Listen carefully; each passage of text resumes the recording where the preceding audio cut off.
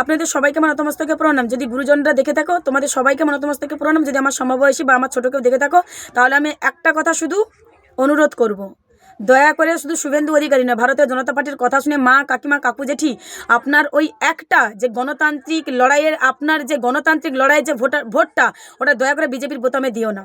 এরা বাংলা বিরোধী, এরা বাংলা ভাষা বিরোধী। শুধু এতে শান্তি হয়নি, বাংলার মনীষীদেরকেও অপমান করেছে, বাংলা সংস্কৃতি বিরোধী। শুধু তাই নয়, দিল্লি সাহেবরাও নয়, এই বাংলার মাটিতে যারা জন্মেছে তারাও এই বাংলা ভাষার বিরোধী। হ্যাঁ, আজ আমি যে কথাটা বলার জন্য ভিডিও করছি সেটা হচ্ছে এই শুভেন্দু অধিকারী ক্যাপশনটা দেখো, কিছুক্ষণ আগে লাইভ করে ক্যাপশনটা দিয়েছে, দেখেছো? এবার সবকটা শব্দ দেখছো। এবার তোমরা নিজেরাই বলো তো, যারা যারা আমার ভিডিওটা দেখছো, যে সকল মা কাকিমা কাকু জেঠু বন্ধু বান্ধবী তোমরা দেখছো, তোমরা নিজেরা বলো তো, যে কয়েকটা শব্দ ব্যবহার করেছে শুভেন্দু অধিকারী, এই সব কয়েকটা শব্দ শুভেন্দু অধিকারীর মধ্যে নেই? শুভেন্দু অধিকারীকে কেউ চুরি করতে দেখেনি? শুভেন্দু অধিকারীকে নারদা কাণ্ডে যুক্ত আছে, শুভেন্দু অধিকারী নিজের মুখে স্বীকার করেছে, এটা কেউ শুনেনি? শুভেন্দু অধিকারী 2.5 কোটি টাকা নিয়েছে, বিজেপির RSS এর কর্মী সেটা ভাইরাল করেছে, কেউ দেখেননি? তাহলে শুভেন্দু অধিকারী কি হিসেবে এগুলো লেখে? আমি শুভেন্দু বাবুকে বলছি, আপনি এক কাজ করুন, এরপরে আপনার ভবিষ্যৎ না ট্রেনে আপনার হকারিগিরি হবে, করবেন ভালো, যদি বিক্রি করতে পারেন তো পারবেন, কিন্তু বাংলার সংস্কৃতি, বাংলা রাজ্যের মুখ্যমন্ত্রীর উন্নয়ন, এইসব নিয়ে ভুলভাল ভিত্তিহীন বার্তাগুলো মানুষের কাছে প্রচার করলে এগুলো কিন্তু বিক্রি হবে না, বুঝতে পেরেছেন? আর ট্রেনে যে হকারিটা টাইগার বাম বিক্রি করে, আপনার থেকে তার অভিজ্ঞতা অনেক ভালো, বিক্রি করতে হয় কীভাবে।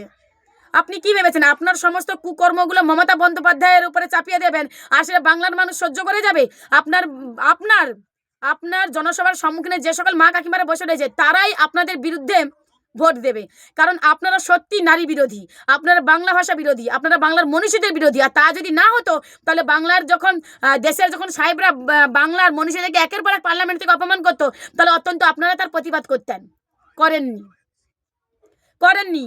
আপনি বলছেন তৃণমূল এই করেছে, তৃণমূল সেই করেছে, আপনি তো নিজের মুখে একসময় নরেন্দ্র মোদীকে অকথ্য ভাষায় গালিগালাজ করেছিলেন। হ্যাঁ, ভিডিওগুলো দেখাবো, শুভেন্দু অধিকারীকে বলছি, দেখাবো ভিডিওগুলো। নিজের আত্মসিদ্ধি, নিজের স্বার্থসিদ্ধি লাভের জন্য বাংলার 10.5 কোটি মানুষের জীবনে বিপদ ডেকে আনতে নিজের বিবেক বোধে পাচ্ছে না।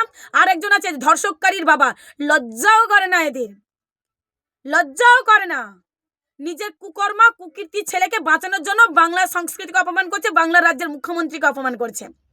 এদের বিরুদ্ধে কি করা উচিত জানেন তো? 10.5 কোটি মানুষ, এদের বিরুদ্ধে আওয়াজ তোলা উচিত বলে আমি মনে করি। যারা বাংলা ভাষা বিরোধী, যারা দেশ বিরোধী, যারা দেশের মাটিকে বিদেশে গিয়ে অপমান করে আসে, তাদের আর যাই হোক না কেন বাংলার মাটিতে বিশেষ করে জায়গা না দেওয়াই ভালো। কারণ দেশটা যারা স্বাধীন করেছে তাদেরকে পর্যন্ত পার্লামেন্টে অপমান করেছে। আমাদের বাংলার যে সকল মনীষীরা দেশ স্বাধীন করার জন্য শহীদ হয়েছে তাদেরকে অপমান করতে ছাড়েনি এই হারমাত বাহিনীগুলো, এই অপদার্থগুলো। আজ বলছে বাংলায় ভোট দাও, কেন? দেশটাকে জ্বালিয়ে শান্তি হয়নি, আবার বাংলার পেছনে পড়ে রয়েছেন, বাংলাটাকে নরেন্দ্র মোদীর হাতে তুলে দেবেন? সে আশা কোনোদিনও পূরণ হবে না শুভেন্দুবাবু। শুধু একটা কথা আপনাকে বলে রেখে দিই, আপনি বলছেন তৃণমূলের সেই মা কাকিমা কাকু জেঠু দাদু যারা তোমরা ভিডিওটি, তোমরা বলো তো ভারতীয় জনতা পার্টির নেতাদের এত টাকা কোথায় ছিল? ওরা এত জনসভা কোথা থেকে করতে পারছে? আমি না হলে ধরে নিলাম তৃণমূল সরকার এখানে ক্ষমতায় রয়েছে, কারণ তোমরা তো সব কিছুতে পারো, জনগণের ট্যাক্সের টাকাই করছে। তাহলে শুভেন্দু অধিকারীরা এত টাকা পাচ্ছে কোথা থেকে? বিজেপি নেতা মন্ত্রীরা স্করপিওর চড়ছে, এরকম বড় বড় প্রোগ্রাম করছে, টাকা কোথা থেকে আসছে?